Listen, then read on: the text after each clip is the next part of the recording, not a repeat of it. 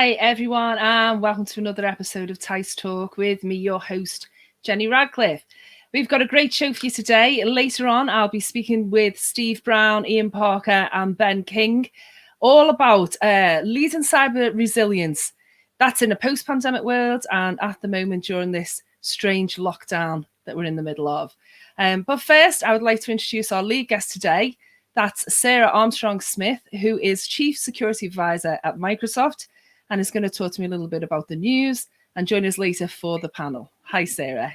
Hi, Jenny. It's great to be here. How are you? How's lockdown treating you? Well, I have to say, I actually joined Microsoft in April last year, and I have lived in this room ever since. So this is my lockdown, literally. Oh, God. I mean, tell us a bit more about your role at Microsoft, Sarah. I mean, I can't imagine that you're not busy. So sort of day-to-day, what sort of thing? It's fair to say I am very busy.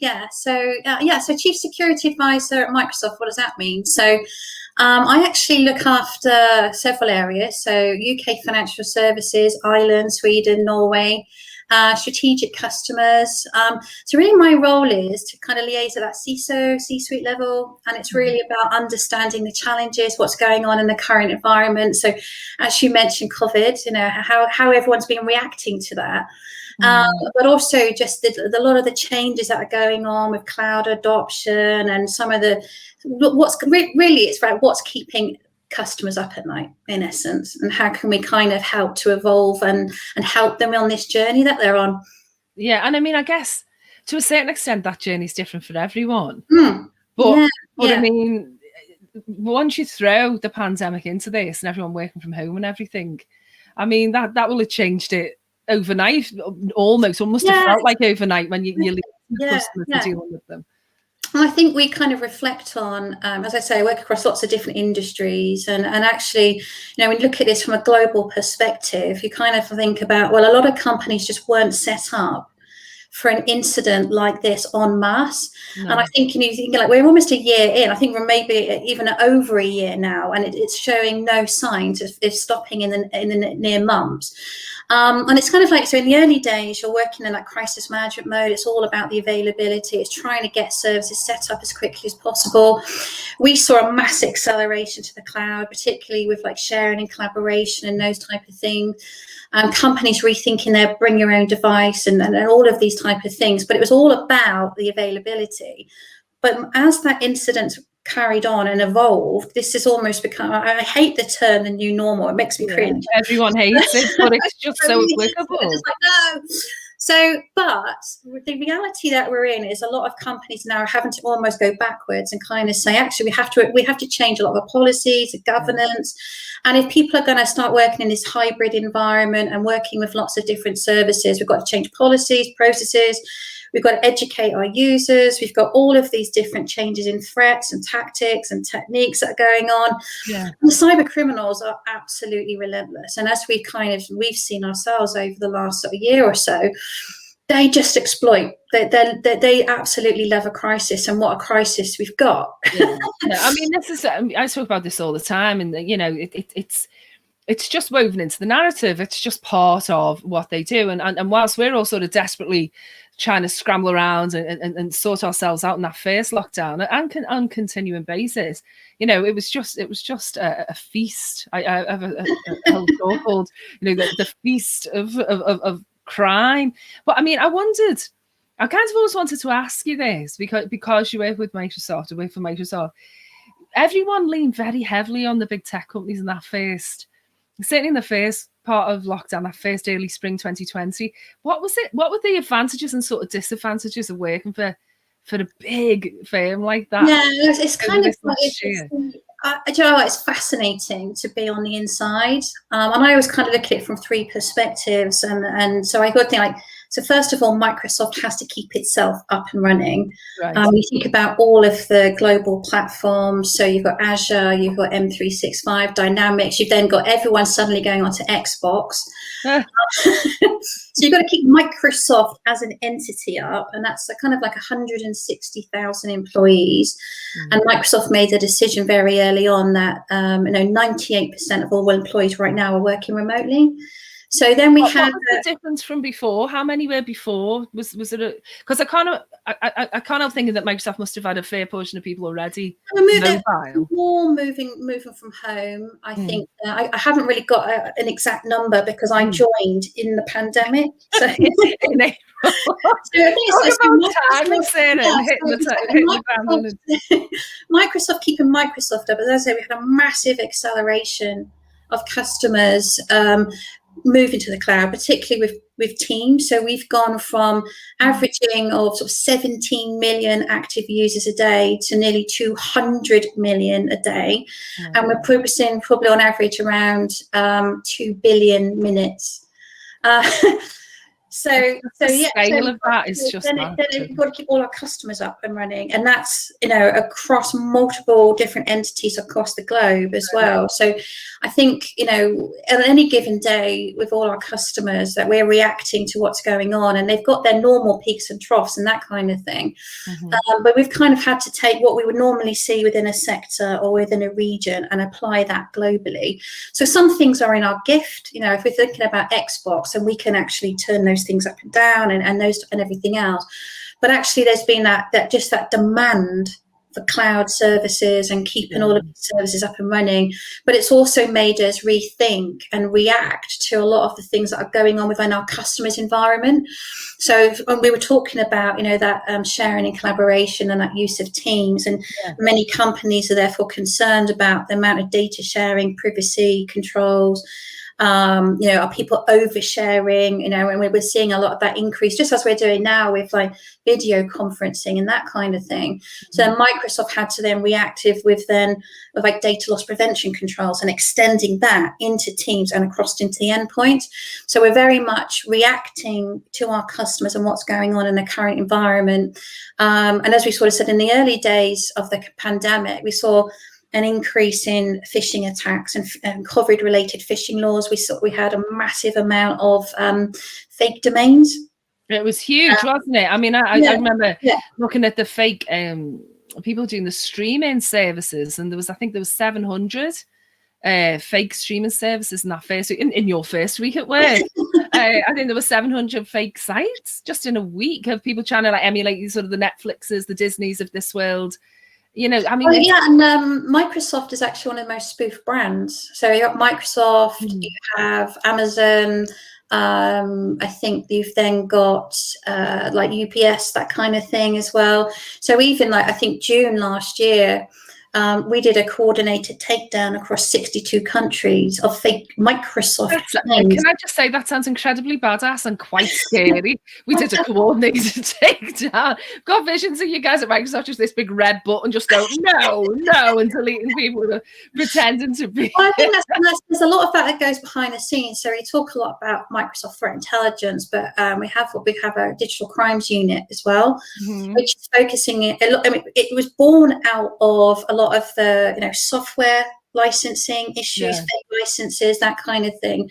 But Microsoft actually works very closely, believe it or not, with the likes of Twitter, Facebook, Google. I do believe you to the dark web, looking at all of these things that are going on. But I think a lot of the areas they work on is like child exploitation. So they will coordinate with a lot of the other tech companies.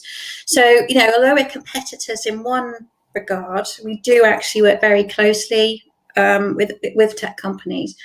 And I think that's a side of it that people don't often think about. When sometimes that muscle sort of apply for good. Absolutely, yeah.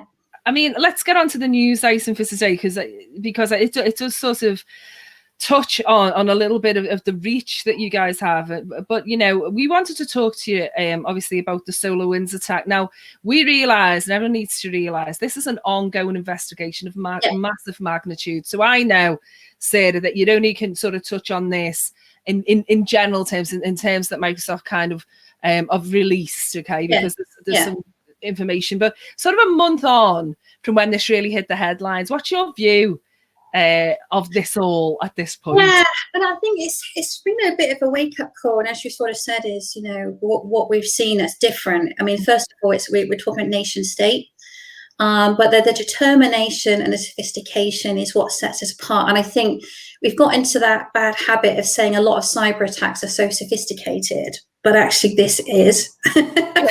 It's almost kind of taking it to another level, if you like. I think that's what we've seen. So, well, I mean, Chris Krebs, just to interrupt you, just to back you up on that point, Chris Krebs was recently hired by SolarWinds, along with Alex Stamos. Yeah. You know, imagine just, you know, obviously, but he said this was a multi-year effort by one of the best, most sophisticated intelligence operations in the world, and it isn't over yet. I mean, it was patient, it was sophisticated, it was clever. I mean, it was nation state. I guess that's confirmed now, even though certain people deny that. Yeah. I mean, Microsoft are very careful in attribution, but it's multi-layered as well, wasn't it? Yeah, and I mean, we can say with some confidence it's a threat actor that we have seen before, but we haven't seen them for a while. But in terms of just the tactics that they're using, and they're really covering their, you know, their where they've been, what they've done, and those type of things. Yeah. But we always sort of say it's well organized. They've got the right resources. They're utilizing a lot of offensive capabilities that we haven't necessarily seen before. And I think they were very clear on who their targets were. So we talk a lot, you know, when we talk around organized crime in particular, so if we were talking about ransomware, we're talking about nation states, as opposed to what might be a opportunistic threat. I mean, I think what was very clear, certainly to me in the research for this, was obviously it took out so many, like, you know, all 5 branches of the military and the parts of the Pentagon and all those things. But there was lots of sort of 18,000 organizations so far identified. But like you said, a lot of that was collateral damage. They were sort of caught up in it. It was clear that this was nation state. They had a very specific target, and it was a long time coming. They covered the tracks very well. I mean, all of this is public record now, right? Yeah. And when we talk about it, is, you know, when we're looking at, you know, as you sort of say, those indicators of compromise and what's new and what's different. And I think what we're looking at is we're dealing with breadcrumbs. We're dealing with such small amounts of information, and then trying to kind of pinpoint all of these things together. But I think it has been a wake-up call, because I think even as an entity like Microsoft, who's typically on the front line for a number of these type of incidents, because we do have to look at all of those indicators of compromise. We've got to look at how do we get updates out there? You know, how do we help as many customers, as many entities to be safe, and how do they, and also retrospectively, be able to detect if they've had any breach or any, as we say, those indicators. So we have to therefore be, as we say, we're on that front line, if you like, in terms of what can we do. We've been very open in sharing as much intelligence as possible, but our kind of response back as well to the government is we have to be better at going after the perpetrators. Well, I mean, it must be very difficult. I mean, obviously, the administration's recently changed in America. It must be. I never said a word, but it must be very difficult when big tech like yourselves are kind of involved in that and sort of have to sort of work with the prevailing winds politically. I can imagine that could hamper or hinder the progress. Exactly. Yeah, I mean, I think it'd be a good time probably to bring in our panel to contribute to this conversation a little bit. Because I think we've got a lot to say. I've got 3 great guests to join Sarah and I here. We have Steve Brown, who is the Cybersecurity Director of MasterCard. I have Ian Parker, who is the CISO of Menzies Distribution. And we have Ben King, who is the Chief Security Officer for EMEA region at Okta. Welcome, everyone. Good afternoon. Hello. Thanks for having me. Hi all. Hi. So I guess you were hearing the discussion between Sarah and myself there. And, you know, I mean, this has been called perhaps a little hysterically, but I think it's difficult to overstate the impact of SolarWinds, really. And we'll probably only know this as it continues to unfold. But it's been called IT's Pearl Harbor. I mean, let's go to Ben first. Ben, do you think that's hysterical? Is that overstating it? Are we being dramatic? Look, I find it a little bit dramatic to go that far. I think this is a well-orchestrated act of espionage, and I think we'd be being a bit remiss if we didn't think the rest of Five Eyes operated in the same way or a similar way. There was a very good article put out by Risky Business And I looked it up before. It was newsletter 38 where they were going through saying it's not NotPetya, which I thought was a great line, but it wasn't a destructive attack. It was an information gathering attack. So absolutely, it's highlighted vulnerabilities that need to be addressed. Absolutely, there's work to be done to try and combat that. But no, I don't think it's a Pearl Harbor. I don't think it's warfare. I think it's much more just run-of-the-mill espionage. Although, very maturely done. Yeah, I mean, it's the times we live in. I mean, just to bring Ian in, I mean, Menzies distribution at the moment, but you've seen your fair share of supply chain attacks in your career, both public and private sector. Yeah, a lot. I mean, did the scale of this surprise you, or was this always coming?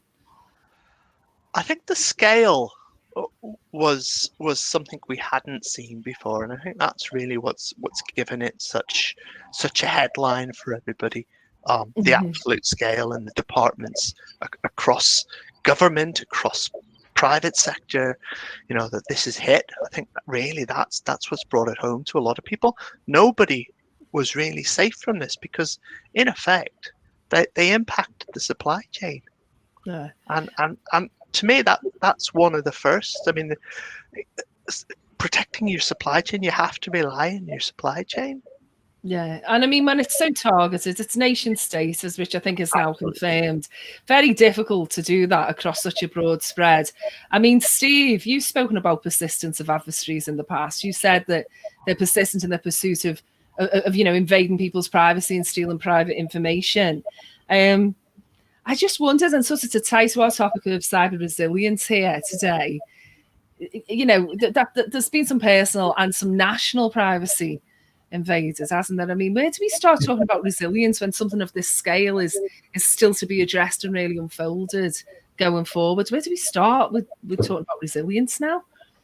I think you almost have to define resilience to start with, and that ability to withstand an attack is no longer just about how resilient you are. You have to go beyond that. You have to be proactive about how you are assessing your own capabilities, about your own infrastructure, how you're identifying the vulnerabilities and mitigating any threats that exist. But you have to now go beyond your own infrastructure, and you have to assess to conduct that due diligence against your own third parties. SolarWinds is a prime example of that. And it's not just the scale of that particular operation. I think it's the magnitude of the victims. Paul FireEye were kind of the victims here, but it could have been anyone. We've seen so many SolarWinds customers there. But the fact that a cyber threat intelligence company were the victim here, and that's very striking at the core, at the heart of the cybersecurity community, really kind of sharpened everyone's view about what we can expect, what we should expect. The criminals, the organized crime groups, the nation states, they're becoming more sophisticated. You've already mentioned about the kind of levels of education. There's first point, more sophisticated than it used to be. Exactly. Yeah, and they work like any good business. They debrief their own operations. They look at where they've fallen foul of law enforcement interdiction, or where Microsoft and others have taken down their infrastructure, and they look at what they can do better. They look at where they can perhaps encrypt communications, how they can improve infrastructure, utilize bulletproof hosting services. Mm-hmm. And what we have to do as enterprises is we have to keep pace with that, or try and keep pace and try and get ahead. So we have to be sophisticated. We have to be calculated in our approach, but we have to be methodical, and that has to strike right through the core of any enterprise. Both from CISO and the board, all the way down to receptionists who welcome our guests and employees into our buildings. Yeah, I always think that from a you're looking at the people, process, technology sort of holy triad there, and what we're forgetting is any part of that across all of those target organizations falls apart. Like we always say in social engineering, we only need to get through once. Whereas we have to protect everyone all the time. The criminals in this are the criminals. They're not the companies involved. They're not the victims of this. It's criminals who are doing this. And I think, did you think this was always, maybe back to Sarah for a minute, the scale of it was huge, but something of this scale was going to hit sooner or later. It's huge, like kind of global zero day, really. Yeah. And as we were sort of saying, is that when we're talking about a lot of these criminal gangs, the organized crime in particular, They are organising very, very well. They have resources, but let's not forget they're also experts in their own field as well. So we're going head to head. We're going like for like in terms of the level of adversaries and the targets. But I think what's different and what we're seeing a lot more of is the actual pinpointing of their targets. They're doing their reconnaissance. We're doing what they call a lot of lurking as well. So we always talk about the fact that, you should assume compromise. So if they're in your network, how far can they laterally move across your network? How have they got the ability to look at data? They look at your processes and all of those things. And that's quite telling in itself. From a resilience perspective, we sort of say that what the objective really is to reduce the mean time to detect, but also reduce the mean time to recover. And the closer we can bring those two together, the better. But it does come back to that certain compromise. And I think one of the things that we've identified, if there's a will, there's a way. So they will find any which way possible to exploit a vulnerability. So as you sort of said, if that is going to the user, if that is going through phishing attacks, that's one thing.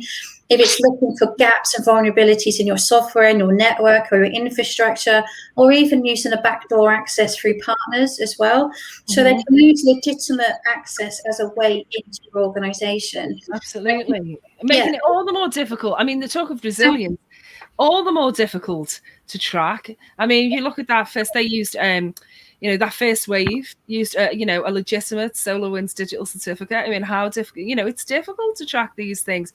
We have a question come in from our audience, which is really about, is it possible even, speaking of resilience and enterprise resilience, is it even possible for enterprises to really have full visibility of third and fourth party suppliers? I'm just going to start that live answer and wondered what you guys thought. I think it is.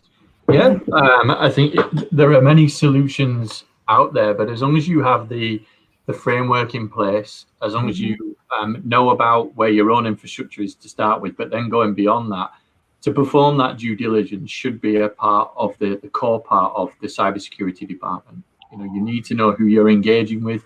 You need to ensure that they are adhering to the same standards that you yourself and your own enterprise want to.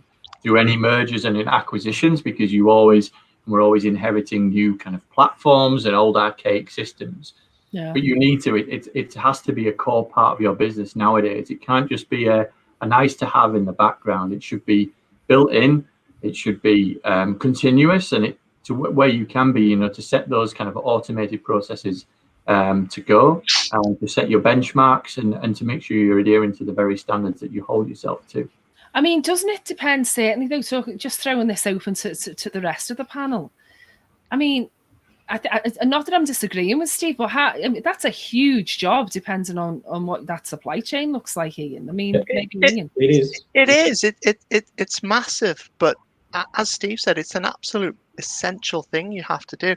I think the key thing that I've seen in this is that you have to get information security, cybersecurity, whatever you want to call it. I really don't like the word cyber. You don't, do you? No, I've never liked the word cyber.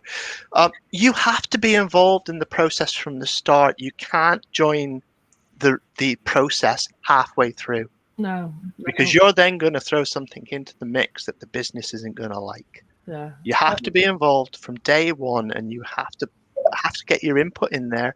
You have to set some standards, and you have to set some minimum levels of controls that you want to see in any supplier. I mean, where I work now, Menzies, we're kind of different because we're both part of the supply chain, obviously, as a distribution company. But in terms of the suppliers we have hundreds of suppliers. Yeah. We've just gone through an acquisition of another distribution company, Bibby Distribution. Okay. Who's now become part of Menzies. And my time now is taken up very much as Steve's just said. Because of an acquisition, I'm having to look through all of those systems that I'm inheriting. It must be a nightmare, though, because I used to work in supply chain. And even for me to check, so you've got the 80-20, right? You've got your that Pareto of 80% of the small, the low value suppliers, the sort of tail end that we use maybe once or twice a year. And I remember I think it was some sort of I think it was to do with, if I'm trying to remember now, corporate sustainability or something. And we had to get all of the suppliers to kind of give us a statement and tell us what their policy was on things like child labour and that type of thing. I was in a heavy manufacturing, and it was an incredibly difficult thing to do. And we were only chasing statements, never mind sort of looking at all those legacy systems and all the endpoints. It must be incredibly difficult. I mean, Ben, what would you say on that one? Well, I'm an eternal optimist, which sometimes is a rarity within InfoSec or cyber if we're using the C word. What's important to I think keep in mind is that, and I'm representing obviously a supplier or vendor here today, but I've spent a long time in banking and finance where I also did the other side of the coin here. Yeah. The more corporations try to influence suppliers to up their game and meet benchmarks or standards internationally, not only are they doing themselves a service, but they're uplifting the whole ecosystem. So if enough customers demand suppliers operate in a secure way, in a strong posture, it becomes easier for everybody. So I think uplifting international norms about what we expect from suppliers is a good thing. Yeah, I mean, sorry, I was going to say, I think you also have to ensure it's baked into contract. Okay. Absolutely. You have to get it into the contract. There has to be minimum standards in your contracts with your suppliers.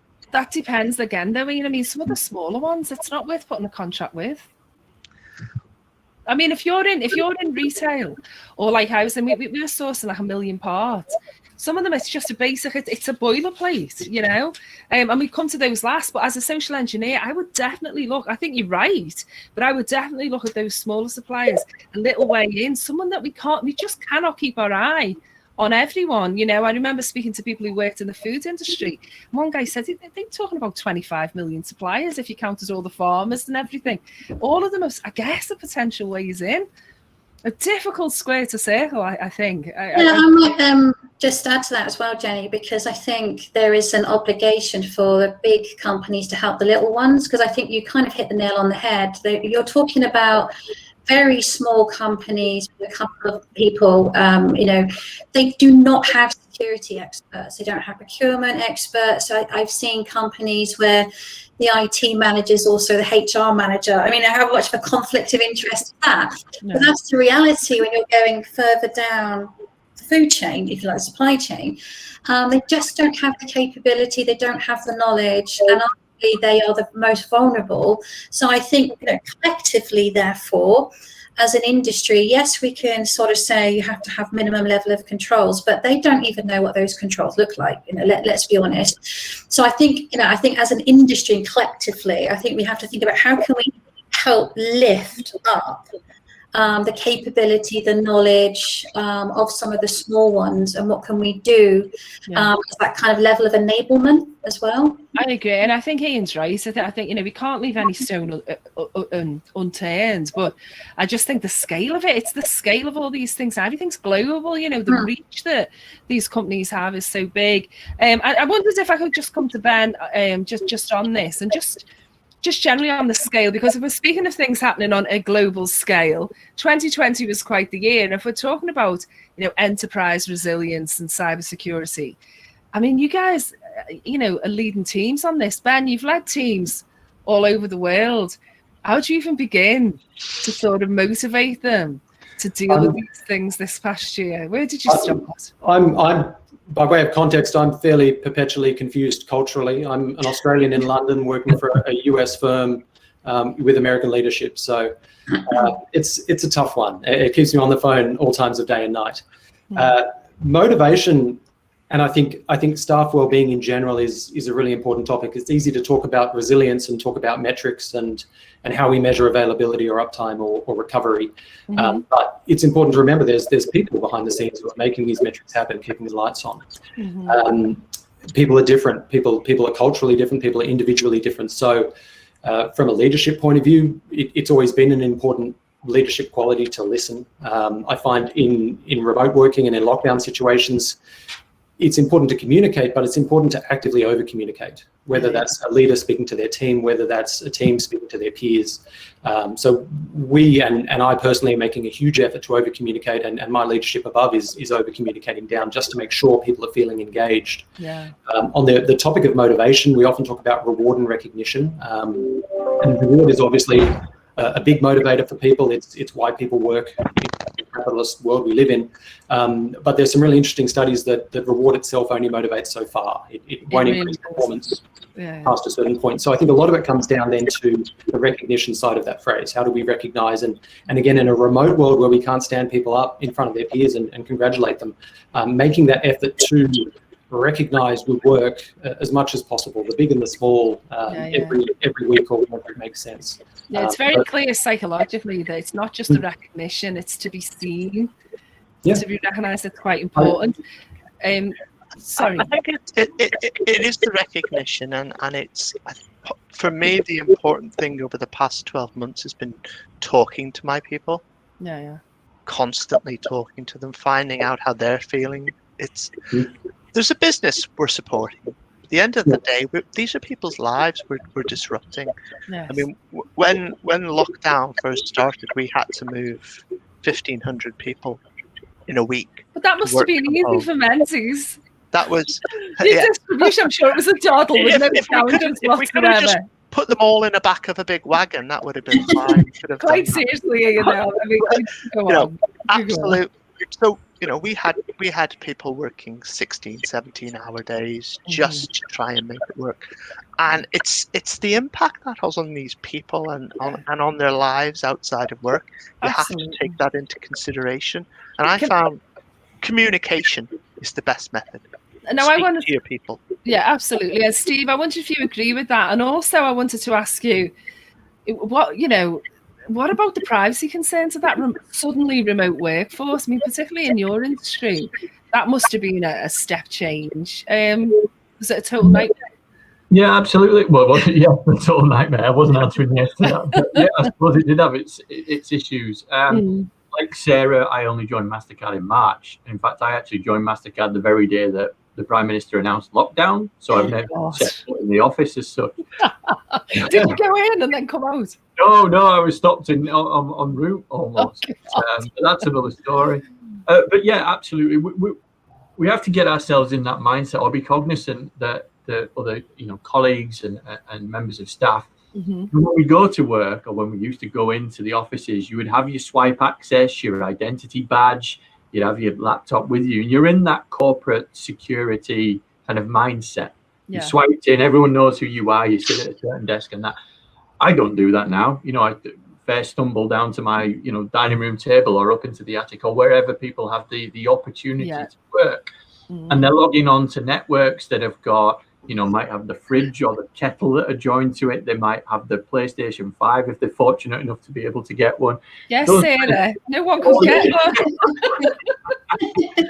one. But those are the kind of things that we have to recognize. We can't beat people up about that.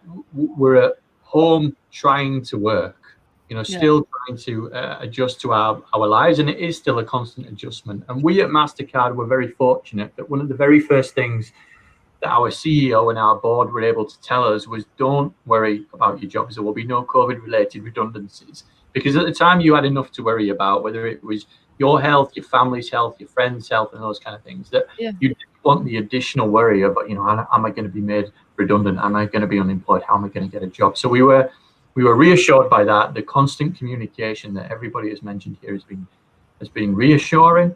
But certainly communication has got to be at the very center of how an enterprise keeps its staff engaged and how we remain resilient.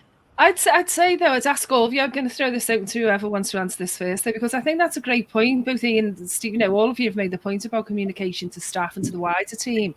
But when people are so frightened, and so, I know a lot of people were frightened for their jobs or for their partners' jobs, perhaps if their own was safe, and not really understanding how things were panning out. And I spoke about this last week when we were talking about culture as well. It's when people are frightened of those things and the environment, the macro environment is so uncertain. yeah, it's difficult for those communications to really land as well as they might do if we were more relaxed, isn't it? I mean, is there any best practice or advice you guys could give to perhaps smaller companies or other companies listening in that you think works well, given that people have got so much cognitive overload at the moment? Yeah, look, that's why I'm pushing that phrase over communicate, because I think if it's a once a week check-in or a once a fortnight check-in, you may not get the real story, but the more you're doing it, and if it's calling, without an agenda, just to check in as some of the other panelists have mentioned, just to see how people are going from a well-being point of view, you're much more likely to maybe scratch under the surface and hear what's going on if there is concerns that need to be discussed. Absolutely. Ian, that's what you were saying, I think, as well. Sorry, Sarah, I'll come to you just a sec. Yeah, no, absolutely. It was absolutely vital that we communicated, and using different communication methods. I mean, we'd just moved to Microsoft 365 prior to the lockdown, so it gave us the benefit of having things like Teams. We had Skype already, but Teams has become our new way of working as much as anything. So thanks, Sarah, for Teams. I mean, I sometimes am just grateful when we have a call where I don't have to look respectable and put my podcast lipstick on, So there are pluses and minuses in all of it, really. I mean, this is resilience. So what really our topic was enterprise resilience, and resilience is a workforce that knows the supporters. I mean, this seems to be what we're saying, that can detect breaches, can mitigate breaches, but then knows that they're supported. And that expands to the supply chain and as well as all the people in there. That seems to be what's coming through for me with you guys. Sarah, did you I was just going to add as kind of a couple of points, really. I think kind of really what Ben was saying about being empathetic is really critical to what's going on in the current situation. But also, I think the second part of that is we're seeing a big increase in insider threat as well. And it's not saying everything's malicious. It's with the current environment, we've got everything that's going on around them. It's increasing what we call the stressors.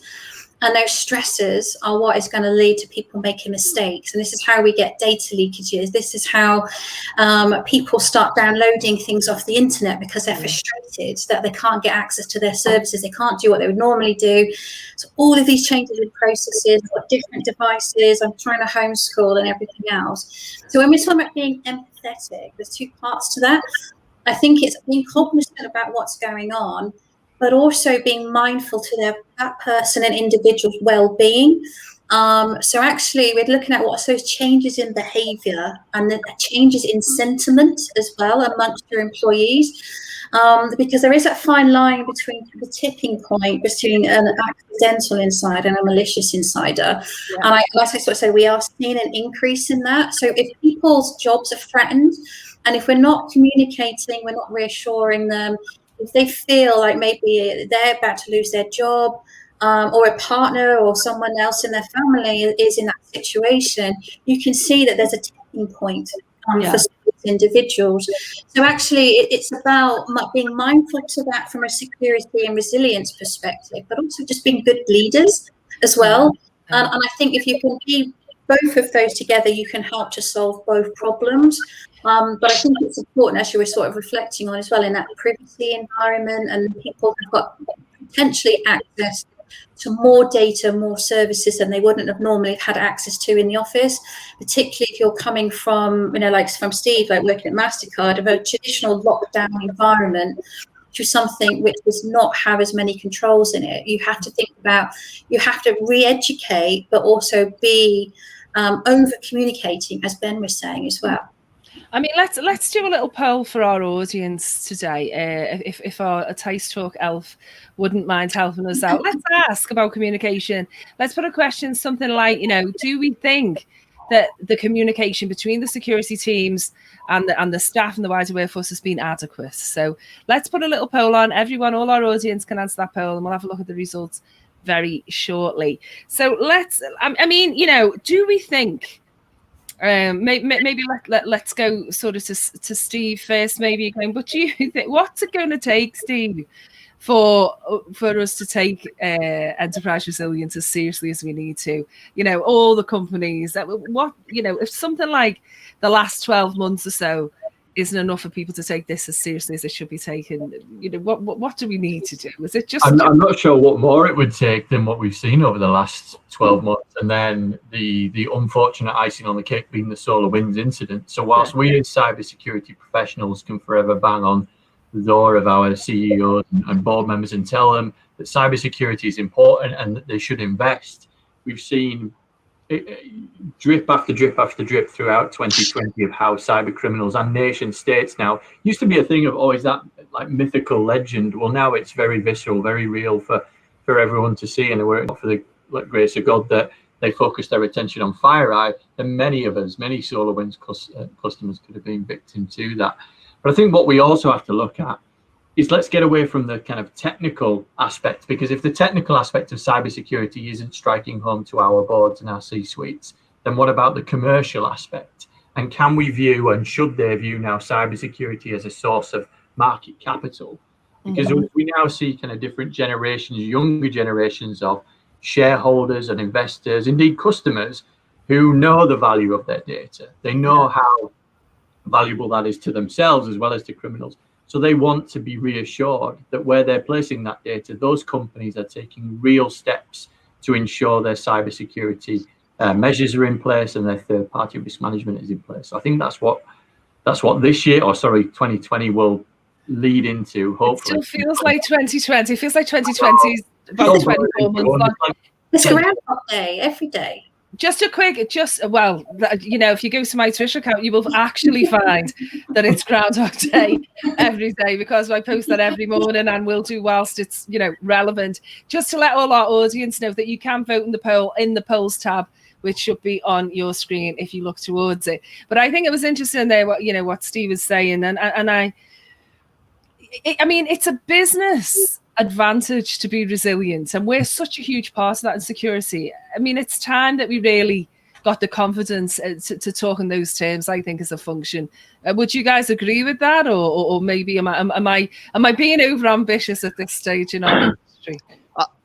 I'm certainly seeing it in the contracts I see now, where we're taking on new business. It's being asked of us, are you resilient? What is your resilience? So that wasn't always there before. Certainly in the past 12 months, that's ramped up greatly. It's definitely a question that is in every contract I review. Does that go down to consumer level?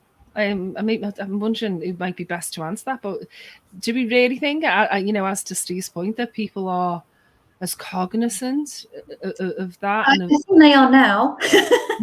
It's like insurance, right? You don't know you need it until it happens. Yeah, and I think actually, we used to talk a lot about regulations like GDPR and stuff like that. But as we know, regulations take too long to catch up.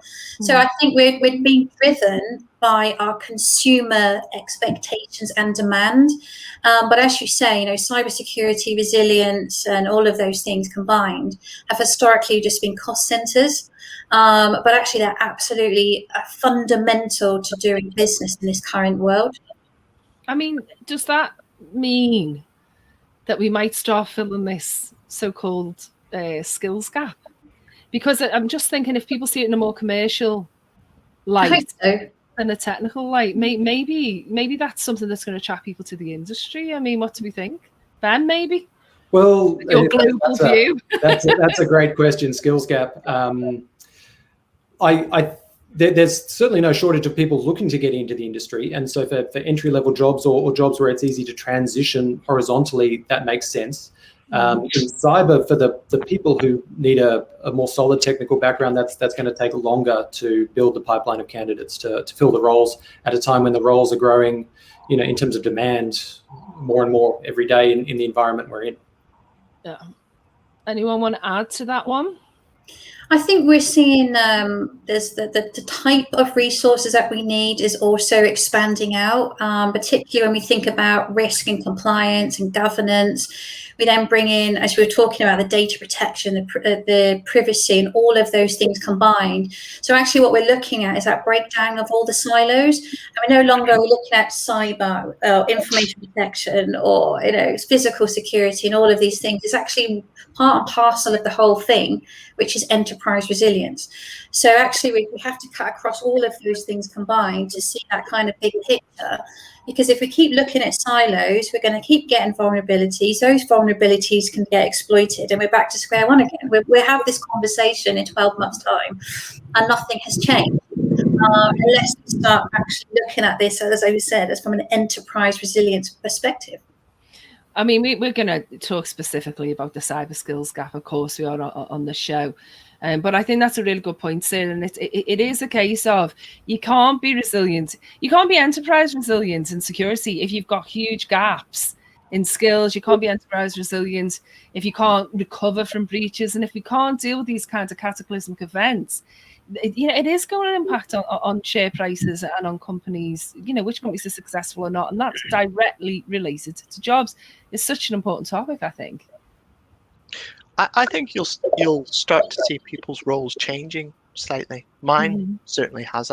I've taken on data protection alongside information security, so I now do both have done for the past 18 months. But I've seen that growing as well, where people aren't just doing information security, cyber security. That their role has to be much wider, and in some cases it's a good fit. I think data protection and information security, cyber security fit very well together. Certainly in our organization they do.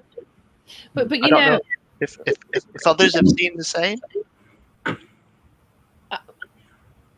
One thing I was going to say was that's true, and I think we all can see that that role is growing and the communication side of the role is growing. But there isn't anyone that I can see. There's no real focus on teaching security professionals some of those.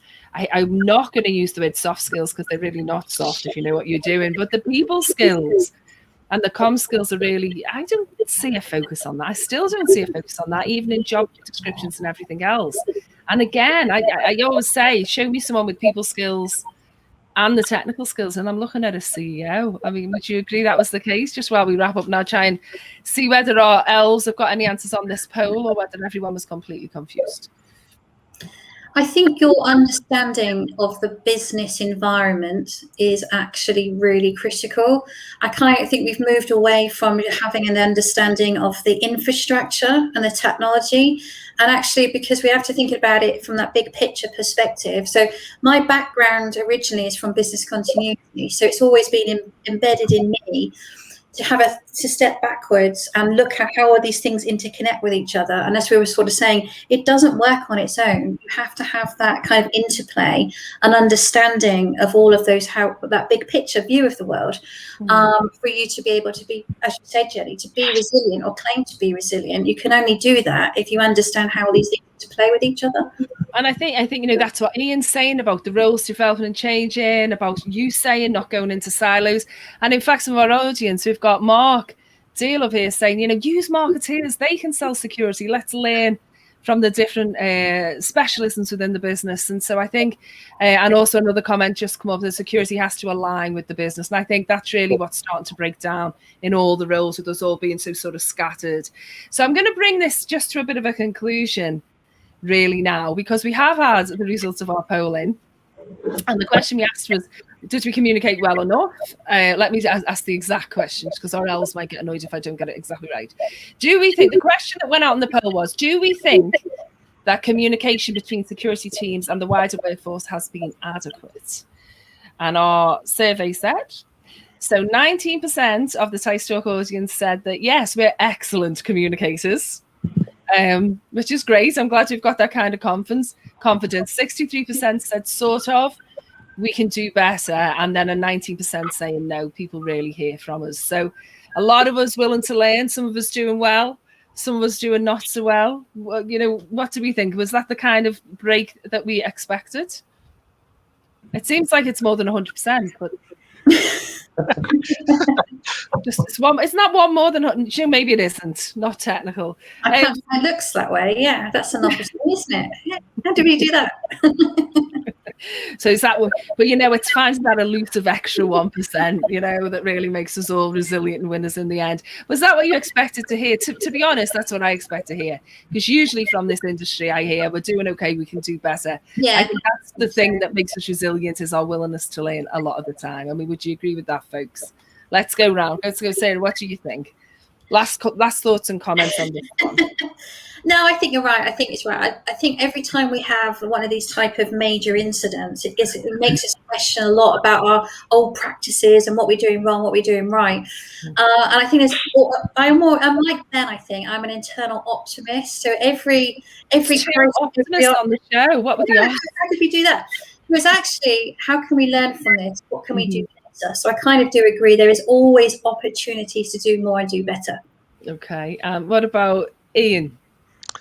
Yeah, we can always do better. Everybody can always do better, and we should be trying to do better. I think sometimes, though, we kind of give ourselves a little bit of a beating. Yeah. In I keep calling it information security. Oh, you hate cyber. I do hate cyber. I'm sorry. In the industry. I think sometimes we just need to give ourselves a little pat on the back. I think you're 100% right. The past 12 months, absolute nightmare for everybody. Well, there was that meme, wasn't there, that said everyone said we're so bored in lockdown, and then there was someone from cybersecurity just go, "What do you mean? I'm busier than I've ever been." So absolutely, so we can keep improving, but let's not forget about what we've accomplished. Really good. I think that's a great piece of advice. Steve, how about yourself? I can't really top what Ian's just said there now, can I? So, there's always room for improvement because the cyber criminals and the nation states will continue to improve, and they'll continue to become more sophisticated and learn those practices that I mentioned right at the very beginning. So we must too. But again, I completely concur with Ian. In a very testing year, I think there's a lot that we can also be proud of. And final words, perhaps from Ben. Oh, final wise words after all those wise words. I love the conversation about security professionals communicating in a better way. Often with the less experienced or more junior staff that I mentor, I talk about them having all the greatest ideas in the world, but if they can't communicate to the business what they're trying to get across, it's not really worth a lot. But do you know what? Wise words indeed, man. And I'm going to say thank you for a great conversation. To my lovely guests, that's for Sarah Armstrong-Smith, and from Ian Parker, and to Steve Brown, and to Ben King. And we'd like to thank our audience for listening and participating in the show. And especially we'd like to thank our lovely sponsors for this episode, who are Okta. And the lovely Ben will be available in a separate Okta room to answer audience questions after the show. So if you'd like to talk to Ben, you can chat with him in that separate room. But for now, I'd like to say thanks very much to everybody for taking part in this episode. And I'll see you next Tuesday for another episode of teissTalk. Goodbye. Thanks, Jenny.